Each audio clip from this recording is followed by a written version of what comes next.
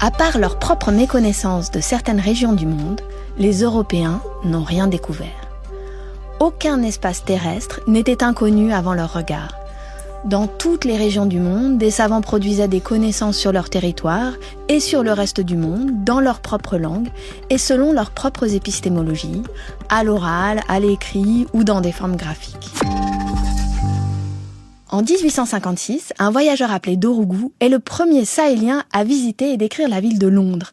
Il publie en 1885 un récit de voyage en langue haoussa qui contient des descriptions de cette ville que l'on pourrait qualifier d'ethnographiques.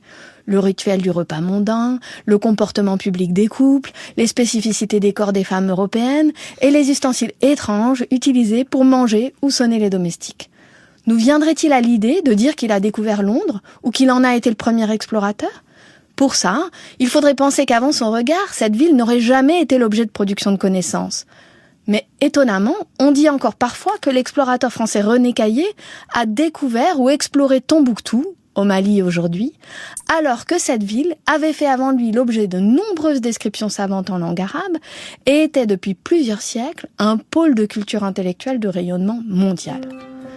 Lorsqu'au XVIIIe ou au XIXe siècle s'inventent en Europe les notions d'exploration ou d'explorateur, partout dans le monde, des hommes et des femmes écrivent des récits de voyage au sein d'une variété de cultures intellectuelles.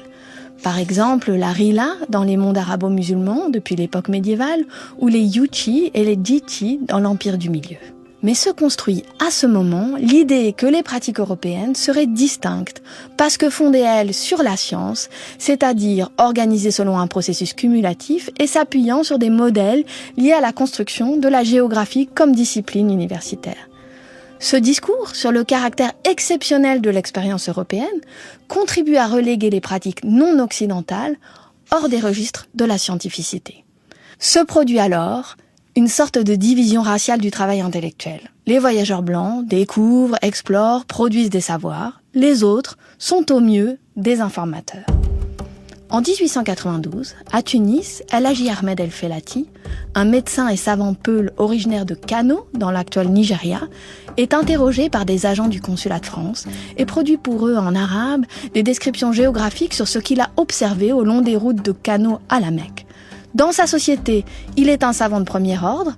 Pour les Français, il n'est qu'un informateur dont les productions n'ont pas la valeur d'un savoir similaire élaboré par un Européen.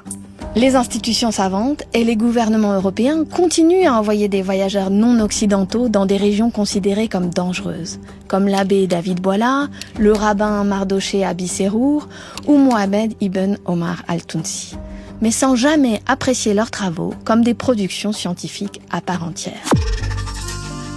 La construction de la figure de l'explorateur en Europe a contribué à effacer la richesse des pratiques de voyage et de production savante qui existaient à la même époque dans de nombreuses régions du monde. Ces voyageurs africains et leurs écrits sont aujourd'hui autant de regards sur le monde qui peuvent enrichir nos récits des siècles passés. Le fil Culture G. Abonnez-vous au podcast.